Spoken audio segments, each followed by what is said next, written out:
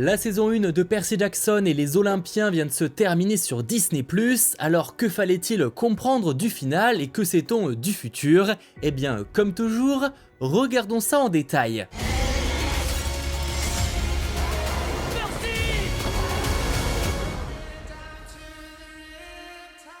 Déjà, que fallait-il retenir et comprendre de ce final? Eh bien, à peine revenu des enfers, notre trio se retrouve face à Arès. Ce dernier avait en fait comploté depuis le début pour faire accuser Percy Jackson du vol du foudre originel, l'envoyant ainsi dans les enfers pour provoquer la guerre entre les dieux.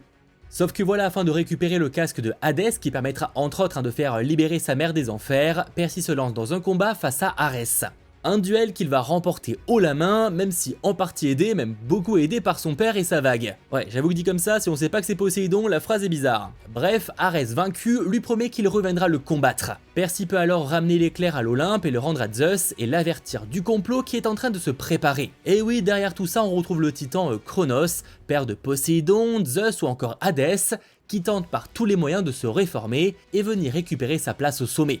Pour le petit cours d'histoire, dans la mythologie grecque, Zeus a convaincu Cronos de régurgiter ses frères et sœurs qu'il avait avalés, et c'est ainsi que Zeus et les autres dieux ont pu vaincre Cronos, l'enfermant dans les profondeurs du Tartare. Sauf que voilà, depuis tout ce temps, Cronos attend de revenir pour assouvir sa vengeance, son plan étant actuellement de provoquer une guerre entre les dieux. Mais Poséidon, pour sauver son fils, a préféré capituler face à Zeus, ils vont maintenant pouvoir échanger sur le possible retour du Titan. De son côté, Percy peut enfin rentrer au camp de sang mêlé en héros, sauf que voilà, Arès n'était pas seul dans cette trahison, et alors que nos héros pensent que c'est Clarisse qui peut avoir menti depuis le début, il faut dire qu'elle n'a jamais été très sympa avec eux, et qu'en plus de ça, elle est quand même la fille d'Arès, donc la connexion serait carrément logique. C'est en fait son ami Luc qui les a trahis en volant le foudre originel lors d'une excursion dans l'Olympe, et volant par la même occasion le casque de Hadès. Casque de Hadès qu'il aura ainsi refilé à Arès. Et oui, Luc déteste les dieux et il déteste leurs agissements, le fait qu'ils ignorent presque totalement leurs enfants, etc. Un dégoût qui a attiré l'attention de son grand-père Cronos. C'est pour ça qu'il espère convaincre Percy de le rejoindre dans la bataille, ils sont nombreux en termes de demi-dieux à être globalement de cet avis, même si pour la plupart carrément moins radical.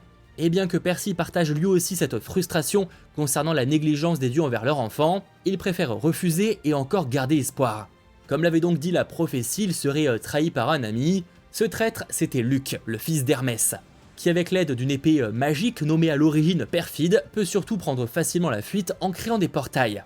Un personnage qu'on va évidemment retrouver par la suite, principalement à bord d'un yacht, car oui, le deuxième tome des livres qui servira de base pour cette possible saison 2 s'appelle La Mer des Monstres. Et bon, vous vous en doutez au vu du titre, elle prend beaucoup place sur l'eau. Anecdote, une partie de l'équipe de la série, donc les producteurs et scénaristes, ont travaillé sur la série Black Sails. Alors elle n'est pas extrêmement connue en France, mais en gros elle parlait de pirates et prenait comme par hasard beaucoup place sur l'eau. Autant dire qu'ils en auront l'habitude. Bref, alors que Annabeth s'éloigne enfin du camp de sang mêlé après 5 ans coincée sur place, et qu'elle va enfin pouvoir retrouver son père et aller à Disney World visiblement, Grover lui, grâce au succès de la quête, a l'honneur de pouvoir partir à la recherche de Pan, comme de nombreux satyres avant lui. Une quête qui va le conduire dans les océans et signera le début du deuxième tome, et donc de la saison 2, La Mer des Monstres. Mais je vous en dis pas plus, ça risquerait de spoil. Quoi qu'il en soit, à la fin de la première saison, notre trio se sépare, se promettant de se retrouver chaque année, et Percy retourne ainsi auprès de sa mère, et continue de faire des cauchemars. Des cauchemars où Cronos lui rend visite. Faut dire que Percy aura un rôle clé dans les plans du Titan pour faire son retour, mais ça de nouveau, c'est la suite qui nous en dira plus. Pour finir, vous aurez sûrement remarqué que l'épisode se termine avec un hommage à l'acteur Lance Reddick. En effet, ce dernier nous a malheureusement quitté peu de temps après la fin du tournage, après avoir eu de nombreux rôles emblématiques, comme notamment dans les John Wick. Dans cette première saison de la série, il incarnait le dieu Zeus. A savoir que le co-créateur de la série a expliqué qu'il n'avait pas encore vraiment parlé de l'avenir du personnage, surtout que Zeus ne joue pas vraiment un rôle majeur dans la plupart des livres. Il précise que pour le moment, ils sont simplement très excités que les gens voient sa performance et lui rendent hommage de toutes les manières possibles, même s'il évoque qu'un recast sera sûrement la seule solution possible, en précisant tout de même qu'ils ne sont vraiment pas pressés. Bref, cet épisode final comprend aussi une scène post-crédit, mais pas de teasing. On y retrouve le beau-père, enfin l'ex-beau-père de Percy, discutant avec un avocat de son divorce et finissant en statue à cause de la tête de Méduse envoyée par la poste. Voilà comment se termine cette première saison de Percy Jackson. Vient donc la question de la suite, une saison 2 est-elle en préparation ?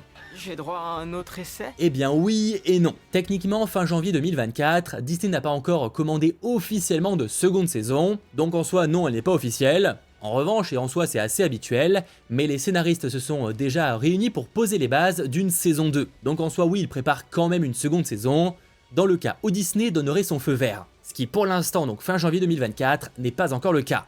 On a notamment Rick Jordan, l'auteur des romans et producteur de la série, qui a déclaré qu'il faisait tout ce qu'il pouvait pour se préparer à l'éventualité d'un feu vert. Je cite, « Si j'étais l'oracle, je dirais que les augures sont bonnes ». Ils ont donc déjà commencé à écrire à quoi ressembleraient ces épisodes et à structurer le deuxième tome pour en faire une série. Il le dit lui-même, il faut avant tout que du monde regarde le show.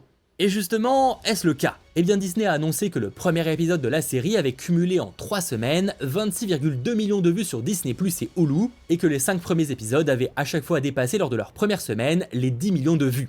Alors oui, je sais que des chiffres comme ça veut tout dire et rien dire à la fois. Tout semble en tout cas indiquer que ça reste bien moins que du Star Wars ou encore du Marvel, donc là-dessus on pourrait dire que c'est plutôt négatif, mais en soi pour un Disney+ original, c'est probablement le plus gros succès en termes de série de Disney+.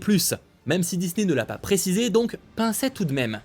Disons qu'on a de quoi être optimiste pour une seconde saison, la plupart des médias semblent être plutôt positifs là-dessus, et en vrai une annulation de Percy Jackson après seulement une saison serait un sacré aveu d'échec, surtout au vu de l'attente qu'il y avait des fans, et du matériel source qui a encore beaucoup de choses à raconter. Car si vous découvrez l'univers avec la série télévisée, sachez que Percy Jackson est avant tout une grande saga littéraire qui, à l'origine, compte 5 tomes, donc au minimum 5 saisons. Mais vous pouvez également rajouter les spin-offs, dont 2 tomes hors série qui font le crossover avec Percy Jackson, mais aussi un livre sorti bien plus récemment, un 6ème tome, centré sur le personnage. Autant dire que si Disney le souhaite, la série pourrait aller très loin. Même si de mon avis, ça n'engage que moi, s'ils arrivent déjà au 5ème tome et donc adaptent d'une certaine manière le premier acte de l'histoire, ce serait déjà un exploit. Outre même qu'il est devenu de plus en plus difficile pour de si grosses séries de durer dans le temps, quand cela implique de jeunes acteurs qui ne doivent pas énormément grandir entre les saisons, le challenge est colossal. Alors je sais que ça se faisait il y a quelques années, mais aujourd'hui on l'a vu avec Stranger Things notamment, c'est clairement complexe. Les productions prennent toujours plus de temps, il y a aussi plus d'imprévus peut-être qu'il y a 10-20 ans, donc l'écart entre la première saison et une possible 5ème risque d'être assez monumental. Par chance, la série propose tout de même un bond dans le temps de presque parfois 1 an entre chaque tome, ce qui pourrait justifier certaines évolutions, même si ça pourrait clairement poser problème d'ici la 5ème saison.